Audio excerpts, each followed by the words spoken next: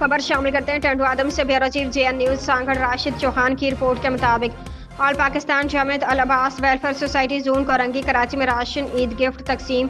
अफ्तार dinner party का एहतमाम किया गया। ऑल पाकिस्तान जमात अल अब्बास वेलफेयर सोसाइटी टंडू आदम जून के सदर Sardar Mohammad Farooq Abbasi, general secretary Maulana Pir Anwar Ali Qadri Abbasi, senior नायब सदर जावेद अहमद अब्बासी, सेक्रेटरी इतलात काशिफ अब्बासी,